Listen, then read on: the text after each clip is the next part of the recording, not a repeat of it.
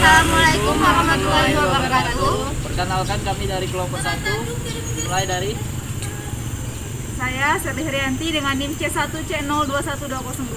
Saya Nurul Violeta dengan NIM C1C021219. saya Agung Rizky Putra dari NIM C1C021217. Saya Nurjana dengan NIM C1C021225. Saya Putri Vernita dengan NIM C1C021214. Di sini kami akan mempresentasikan materi tentang perkembangan regulasi di sektor publik dan perbedaan regulasi sesudah dan sebelum reformasi.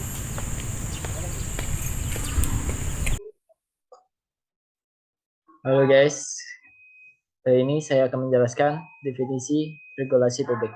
Apa sih regulasi publik? Regulasi berasal dari bahasa Inggris yaitu regulation atau peraturan. Dalam Kamus Bahasa Indonesia, Creative Publisher 2008, kata peraturan mengandung arti kaidah yang dibuat untuk mengatur, petunjuk yang dipakai untuk menata suatu dengan aturan dan ketentuan yang harus dijalankan serta dipatuhi. Jadi, regulasi publik adalah ketentuan yang harus dijalankan dan dipatuhi dalam proses pengelolaan organisasi publik, baik pada organisasi pemerintahan pusat, pemerintahan daerah, partai politik, dan yayasan, dan lain sebagainya.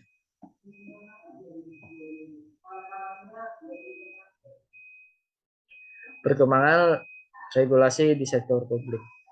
Regulasi di sektor publik dibagi menjadi dua bagian besarnya, yaitu satu, perkembangan regulasi terkait organisasi nirlaba. Yang kedua, perkembangan regulasi terkait instansi pemerintah.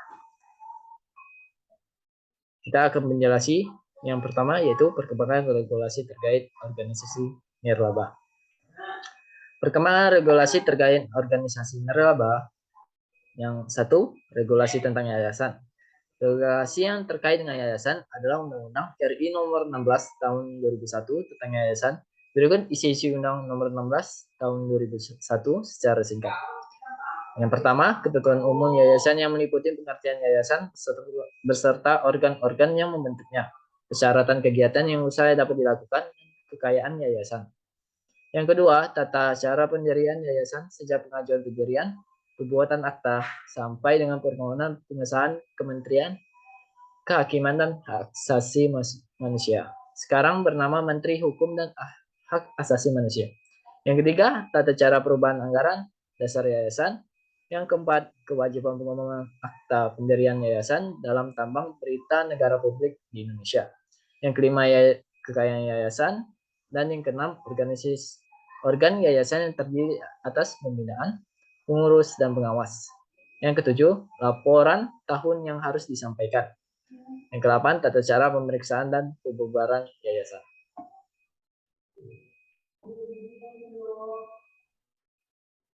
Saya akan menyampaikan materi selanjutnya, yaitu berikut beberapa hal yang diubah pada Undang-Undang Nomor 28 Tahun 2004. Yang pertama, memperjelas larangan pengalihan atau pembagian kekayaan yayasan. Yang kedua, perubahan proses perolehan status badan hukum. Yang ketiga, ketentuan baru mengenai tanggung jawab secara tanggung renteng oleh pengurus yayasan untuk pembuatan hukum yang dilakukan oleh pengurus atas nama yayasan sebelum yayasan memperoleh status badan hukum.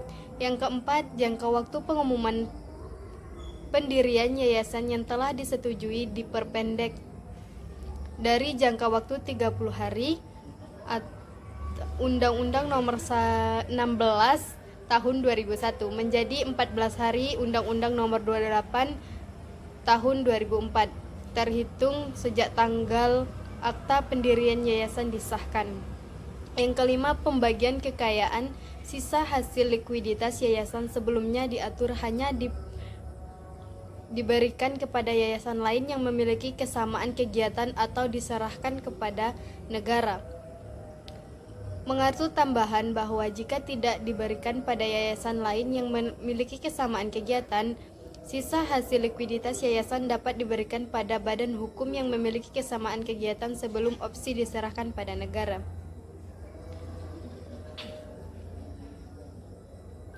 Pemerintah Nomor 63 Tahun 2008 tentang pelaksanaan Undang-Undang tentang Yayasan (PP) ini memberikan penjelasan yang lebih detail dan aplikat dan ketentuan yang telah diatur dalam Undang-Undang tentang Yayasan antara lain mengenai yang pertama pemakaian nama yayasan, yang kedua kekayaan awal yayasan, yang ketiga tata cara pendirian yayasan oleh orang asing, yang keempat tata cara perubahan anggaran dasar, yang kelima syarat dan tata cara pemberian bantuan negara kepada yayasan, yang keenam syarat dan tata cara yayasan asing yang melakukan kegiatan di Indonesia, yang ketujuh syarat dan tata cara penggabungan yayasan. Selanjutnya, regulasi tentang partai politik.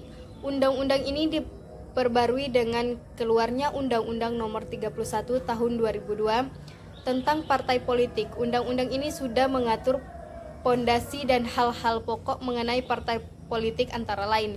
Yang pertama, pembentukan partai politik. Yang kedua, asas, ciri, tujuan, fungsi, hak, dan kewajiban partai politik. Yang ketiga, keanggotaan dan kedaulatan anggota. Baik, di sini saya akan membahas tentang regulasi tentang Badan Hukum Milik Negara dan Badan Hukum Pendidikan. Badan Hukum Milik Negara (BHMN) adalah salah satu bentuk badan hukum di Indonesia yang awalnya dibentuk untuk mengakomodasi kebutuhan khusus dalam rangka privatisasi. Lembaga pendidikan yang memiliki karakteristik tersendiri, khususnya sifat non-profit meskipun berstatus sebagai badan usaha. Selanjutnya ada universitas yang pertama kali ditetapkan berstatus BHMN oleh pemerintah adalah 4 universitas negeri di tahun 2000. Pertama ada Universitas Indonesia UI, kedua ada Universitas Gadjah Mada UGM, ketiga ada Institut Pertanian Bogor IPB, dan keempat ada Institut Teknologi Bandung ITB. Selanjutnya ada regulasi tentang Badan Hukum Milik Negara dan Badan Hukum Pendidikan. Berdasarkan amanat pasal 65, 66, dan 67 Undang-Undang BHP, diatur beberapa mekanisme perubahan universitas menjadi BHP sebagai berikut. 1. Untuk perguruan tinggi yang didirikan oleh pemerintah dan berbentuk BHMN. Kedua, ada untuk perguruan tinggi dalam naungan yayasan, perkumpulan, maupun badan lain akan berubah menjadi BHP penyelenggaraan dan harus diubah tata kelolanya dalam waktu 6 tahun. Regulasi tentang Badan Layanan Umum. Badan Layanan Umum (BLU) adalah instansi di lingkungan pemerintah yang dibentuk untuk memberikan pelayanan kepada masyarakat berupa penyediaan barang dan atau jasa yang dijual tanpa mengutamakan mencari keuntungan. Dalam melakukan kegiatannya, BLU didasarkan pada prinsip efisiensi dan produktivitas. Dalam tataran pengaturan regulasi, BLU diatur oleh Direktorat Pembinaan Pengelolaan Keuangan BLU yang ada di bawah Direktorat Jenderal Perbendaharaan yang ada di Departemen Keuangan. Wacana tentang BLU dalam regulasi di level undang-undang tersebut dalam Undang-Undang Nomor 1 Tahun 2004 tentang Perbendaharaan Negara level regulasi di bawahnya yang secara khusus menjelaskan tentang BLU adalah Peraturan Pemerintah Nomor 23 Tahun 2005 tentang pengelolaan keuangan Badan Layanan Umum. Di sini saya akan menjelaskan materi mengenai perkembangan regulasi terkait keuangan negara. Yang pertama ada kekuasaan atas pengelolaan keuangan negara. Presiden itu selaku kepala pemerintah memegang kekuasaan. Nah, pengelolaan keuangan negaranya sebagai bagian dari kekuasaan pemerintah tersebut. Lalu dikuasakan kepada Menteri Keuangan selaku pengelola fiskal dan wakil pemerintah dalam kepemilikan kekayaan negara. Yang dipisahkan melalui A dikuasai dengan Menteri atau pimpinan lembaga selaku pengguna anggaran atau pengguna barang Kementerian Negara atau lembaga yang dipimpinnya. Lalu diserahkan kepada gubernur, bupati, wali kota selaku kepala daerah untuk mengelola keuangan daerah dan mewakili pemerintah daerah. Lalu yang C ada tidak termasuk kewenangan di bidang moneter yang antara lain meliputi pengeluaran dan mengedarkan uang yang diatur dengan undang-undang. Yang A ada penyusunan dan penetapan APBN. APBN ini adalah anggaran pendapatan dan belanja negara yang merupakan wujud pengelolaan keuangan negara yang ditetapkan tiap tahun dengan undang-undang. APBN harus sesuai dengan kebutuhan penyelenggara pemerintah dan kemampuan dalam menghimpun pendapatan negara. Jadi hal penting yang ditekankan dalam undang-undang ini, penyusunan RAPBN harus berpedomanan kepada rencana kerja pemerintah dalam rangka mewujudkan tercapainya tujuan bernegara. Dalam hal anggaran ini diperkirakan defisit. Nah, ditetapkan sumber-sumber pembiayaan untuk menutup defisit tersebut dalam Undang-Undang tentang APBN. Dalam hal anggaran diperkirakan surplus, pemerintah pusat dapat mengajukan rencana penggunaan surplus anggaran kepada Dewan Perwakilan Rakyat. Undang-undang ini juga menjabarkan tahapan penting dalam penyusunan RAPBN yang diawali dengan penyampaian pokok-pokok kebijakan fiskal dan kerangka ekonomi makro tahun anggaran berikut kepada DPR. Selambat-lambatnya itu pertengahan bulan Mei tahun berjalan. Kemudian dilanjutkan dengan pembahasan RUU tentang APBN disertai nota keuangan dan dokumen-dokumen pendukungnya kepada DPR pada bulan Agustus. Nah, pengambilan keputusan DPR ini mengenai RUU tentang APBN dilakukan selambat-lambatnya bulan sebelum tahun anggaran yang bersangkutan dilaksanakan. Lalu yang B ada penyusunan dan penetapan APBD seperti APBN. Undang-undang ini juga menjabarkan tahapan penting dalam penyusunan APBD yang diawali dengan penyampaian kebijakan umum APBD atau KUA sebagai landasan penyusunan RAPBD kepada DPRD selambat-lambatnya ini pertengahan Juni tahun berjalan berdasarkan kebijakan APBD yang telah disepakati oleh DPRD. Pemerintah daerah itu bersama DPRD membahas prioritas dan plafon anggaran sementara untuk dijadikan acuan bagi setiap satuan kerja perangkat daerah.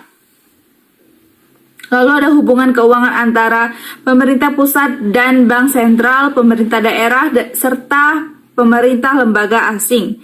Yang A, pemerintah pusat ini dan bank sentral berkoordinasi dalam penetapan dan pelaksanaan kebijakan fiskal dan moneter. Yang B, pemerintah pusat mengalokasikan dana perimbangan kepada pemerintah daerah berdasarkan Undang-Undang Perimbangan Keuangan Pusat dan Daerah. Pemerintah pusat dapat diberikan pinjaman atau hibah kepada pemerintah daerah atau sebaliknya. Pemberian pinjaman dan hibah ini dilakukan setelah mendapat persetujuan DPR.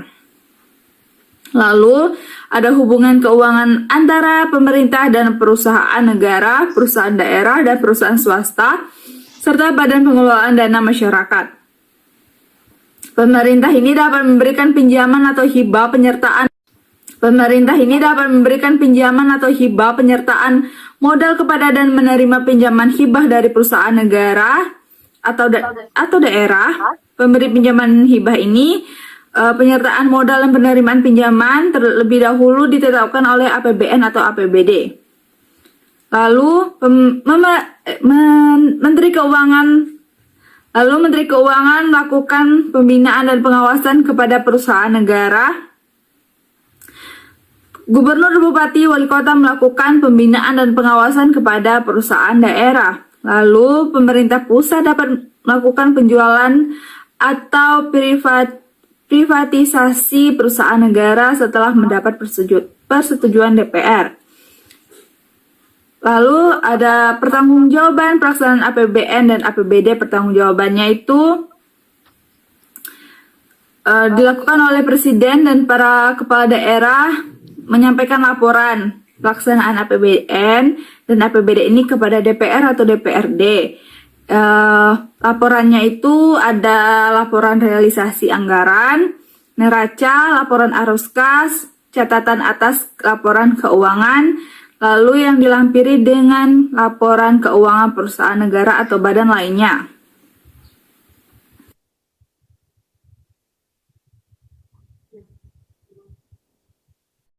Ada Undang-Undang Nomor 1 Tahun 2004 tentang perbendaharaan negara, menyelenggarakan pemerintah negara untuk mewujudkan tujuan bernegara, menimbulkan hak dan kewajiban negara yang perlu dikelola dalam suatu sistem pengelolaan keuangan negara. Pengelolaan keuangan ini dimaksud dalam Undang-Undang 1945 perlu dilaksanakannya secara profesional, terbuka, dan bertanggung jawab untuk sebesar-besarnya kemakmuran rakyat yang diwujudkan dalam APBN dan APBD. Sebelum ada undang-undang ini, perbendaharaan negara, kaidah-kaidah hukum administrasi keuangan negara masih didasarkan pada ketentuan dalam Undang-Undang Perbendaharaan Indonesia. Lalu ada Undang-Undang Perbendaharaan Indonesia ini tidak dapat lagi memenuhi kebutuhan pengelolaan keuangan negara yang sesuai dengan tuntutan perkembangan demokrasi, ekonomi, dan teknologi. Oleh karena itu, undang-undang ini perlu diganti menjadi undang-undang baru yang mengatur kembali ketentuan di bidang perbendaharaan negara sesuai dengan tuntutan perkembangan demokrasi, ekonomi, dan teknologi modern.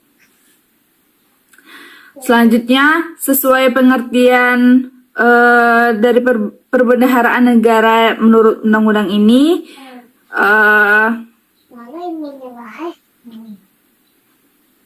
Undang-Undang Nomor 1 Tahun 2004 ini mengatur ruang lingkup dan asas umum perbendaharaan negara, kewenangan pejabat perbendaharaan negara, pelaksanaan pendapatan dan belanja negara, pengelolaan uang negara, pengelolaan piutang dan utang negara, pengelolaan investasi dan barang milik negara, lalu penatausahaan dan pertanggungjawaban APBN dan atau APBD, pengendalian intern pemerintah, penyelesaian kerugian negara, dan pengelolaan keuangan badan layanan umum. Selanjutnya ada pengelolaan keuangan badan layanan umum. Dalam rangka meningkatkan pelayanan kepada masyarakat, dapat dibentuk badan layanan umum yang bertugas itu memberikan pelayanan kepada masyarakat berupa penyediaan barang atau jasa yang diperlukan dalam rangka memajukan kesejahteraan umum dan mencerdaskan bangsa. Kekayaan badan layanan umum ini merupakan kekayaan negara yang tidak dipisahkan serta dikelola dan dimanfaatkan sepenuhnya untuk menyelenggarakan kegiatan badan usaha atau badan layanan umum yang bersangkutan.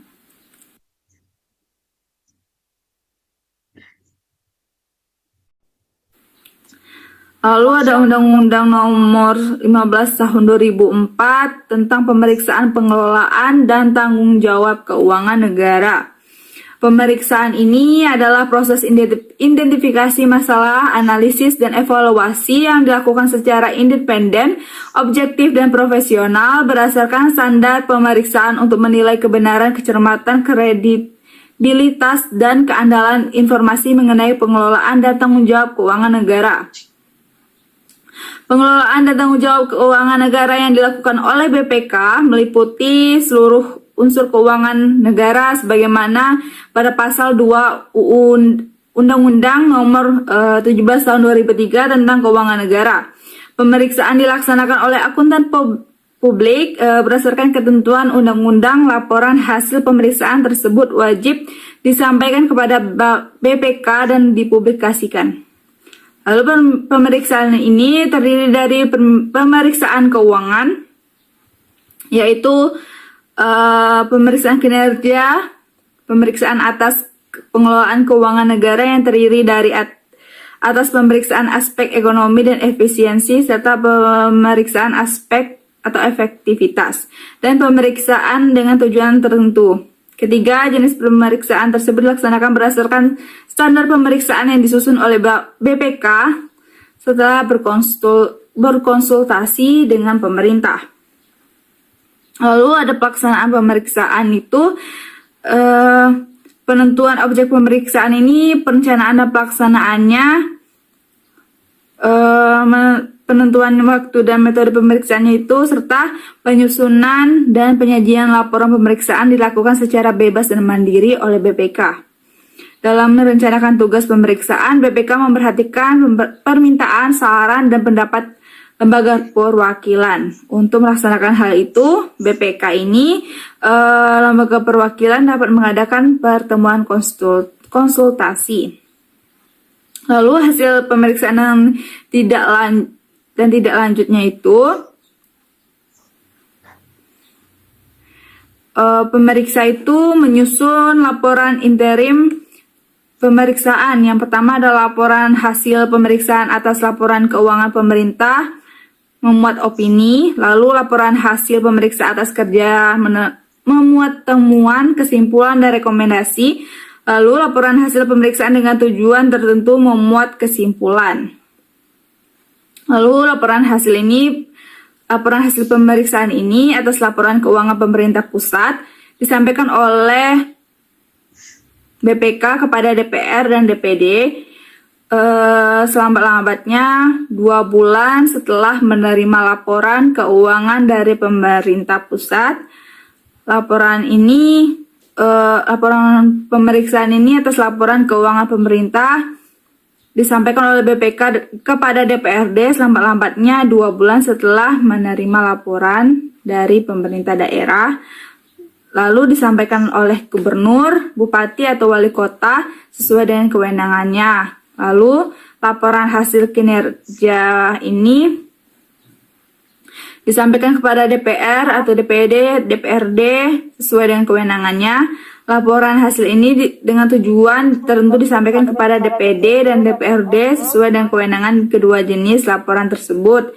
Nah, juga disampaikan kepada Presiden, Gubernur, Bupati, Wali Kota sesuai dengan kewenangannya.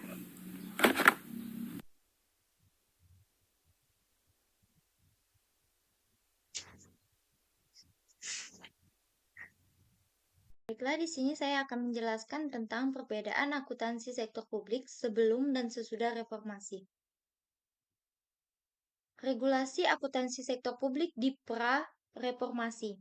Peraturan dan karakter pengelolaan keuangan daerah yang ada pada masa era pra-reformasi dapat dirincikan sebagai berikut. 1. Undang-Undang 5/1975 tentang pengurus, pertanggungjawaban, dan pengawasan keuangan daerah. 2. PP tanggal 6/1975 tentang penyusutan APBD, pelaksanaan tata usaha keuangan daerah, dan penyusutan perhitungan APBD. Indikator kinerja Pemda yaitu meliputi 1. Perbandingan anggaran dan realisasi, 2. Perbandingan standar dan realisasi, 3. Target prosentase fisik proyek, 3. Kepmendagri nomor 900 sampai 199 tahun 1980 tentang manual administrasi keuangan daerah. Dalam sistem ini, pencatatan transaksi ekonomi diperkenalkan double entry bookkeeping. 4. Peraturan Menteri Dalam Negeri Nomor 2 Tahun 1994 tentang pelaksanaan APBD. 5. Undang-Undang 1997 tentang pajak dan retribusi daerah.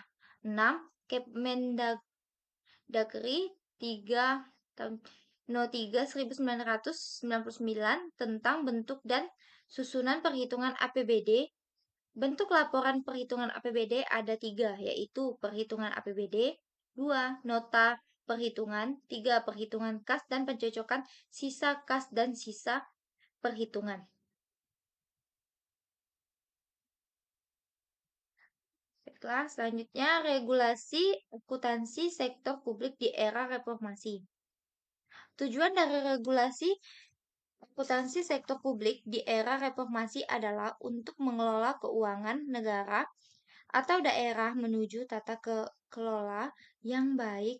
Bentuk reformasi yang ada meliputi 1. penataan peraturan perundang-undangan. 2. Penataan kelembagaan. 3. Penataan sistem pengolahan keuangan negara atau daerah. 4. Pengembangan sumber daya manusia di bidang keuangan. Regulasi akuntansi sektor publik di era reformasi. Baiklah, sebelumnya kebutuhan atas standar akuntansi sektor publik terus berkembang akibat kedinamisan regulasi pemerintah. Kedinamisan ini ditandai dengan pelaksanaan otonomi daerah dan reformasi keuangan. Otonomi daerah berlaku akibat Undang-Undang Nomor 22 Tahun 1999 tentang pemerintah daerah. Undang-undang ini menjelaskan bahwa pemerintah melaksanakan otonomi daerah dalam rangka penyelenggaraan urusan pemerintah yang lebih efisien, efektif, bertanggung jawab. Undang-undang ini mulai berlaku sejak tahun 2001. Lalu pemerintahan merasa Undang-Undang Nomor 22 Tahun 1999 tidak lagi sesuai dengan perkembangan yang ada.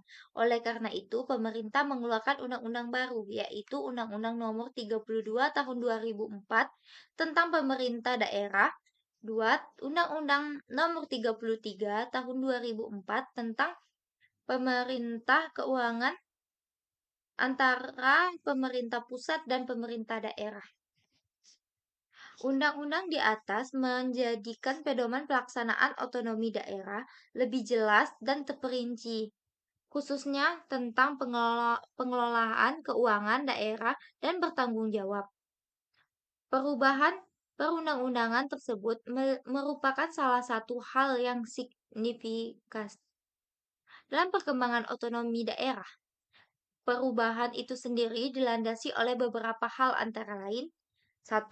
Adanya semangat desentralisasi yang menekankan pada upaya efektivitas dan efisiensi pengelolaan sumber daya daerah.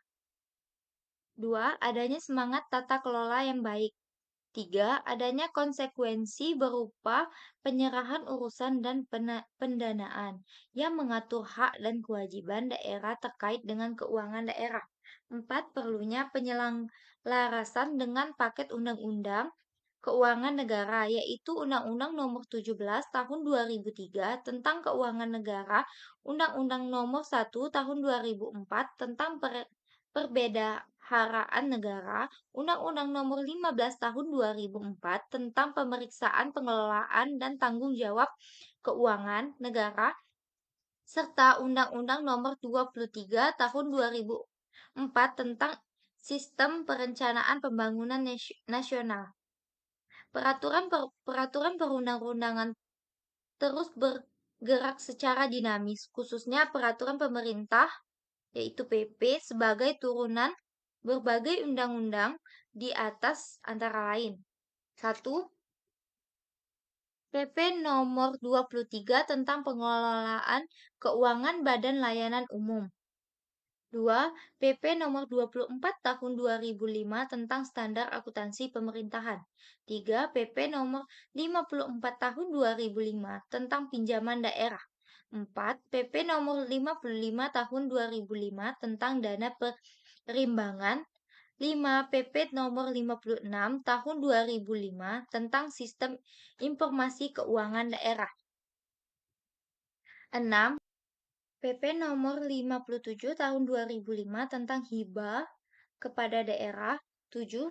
PP Nomor 58 Tahun 2005 tentang pengelolaan keuangan daerah.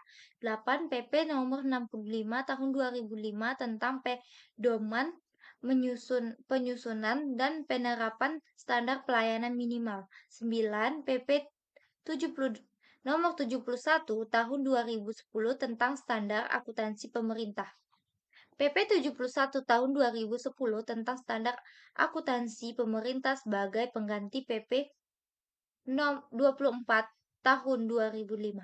Pada tahun 2010, terbitlah PP 71 Tahun 2010 tentang standar akuntansi pemerintah sebagai pengganti PP 24 tahun 2005. Diharapkan setelah PP ini terbit, maka akan diikuti dengan aturan-aturan pelaksanaannya, baik berupa peraturan materi keuangan untuk pemerintahan pusat maupun peraturan menteri dalam negeri.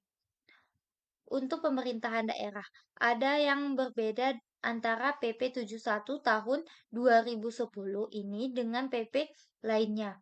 Dalam PP 71 tahun 2010 terdapat dua buah lampiran. Lampiran 1 merupakan standar akuntansi pemerintahan berbasis akural yang akan dilaksanakan selambat-lambatnya mulai tahun 2014. Sedangkan lampiran yang kedua merupakan standar akuntansi pemerintahan berbasis kas menuju akural yang hampir berlaku hingga tahun 2014. Demikianlah materi yang dapat kami sampaikan. Lebih dan kurangnya kami mohon maaf dan kami akhiri. Wassalamualaikum warahmatullahi wabarakatuh.